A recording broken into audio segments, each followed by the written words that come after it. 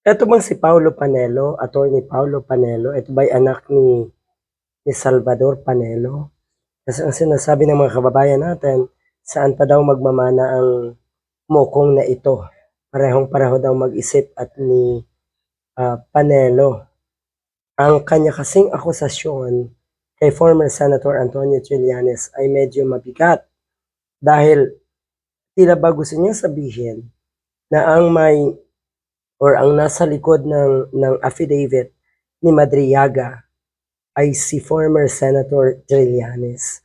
Dahil doon daw sa affidavit, ito daw ay tila ba compilation ng mga hits or accusations ni Senator Trillanes sa mga Duterte. Ito daw yung compilation. So para bang ang script writer ang nag-direct daw ng affidavit niya na itong si Madriaga ay no less than the former Senator Trillanes. Nako, siguraduhin mo na may ebidensya ka dyan dahil ang nakikita ng mga kababayan natin ay kabaliktaran. Ito po ay tila ba, sabi nga ng ilan, ito yung magpo-prove na totoo yung mga akusasyon ni former Senator Trillanes sa mga Duterte. Yung affidavit na itong si Madriaga. Ito yung magpapatunay dahil saktong-sakto. Naku, paano yan?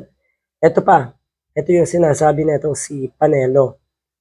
Binanggit niya na kabilang sa mga aligasyon daw na lumitaw nga sa affidavit ay ang mga usapin tungkol sa pogo, drug money, magnetic lifters at confidential funds na matagal na nga umanong nilalabas ni Trillanes, ni former Senator Trillanes sa publiko.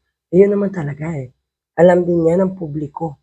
Ang magpapatunay lang, sa tingin ko ang pinakamabigat lang na ebidensya ay nasa bibig, nasa affidavit mismo ni Madriaga. Yan ang masaklap na katotohanan.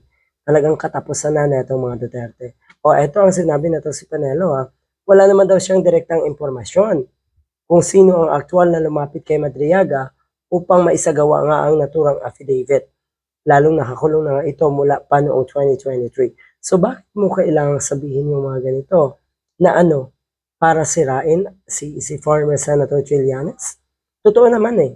Totoo na sirang-sira na si former Senator Trillanes sa inyong mga DDS. Pero sa mga kababayan natin na nasa tamang pag-iisip at nasa katinuan, naniniwala pa rin ang karamihan kay former Senator Trillanes.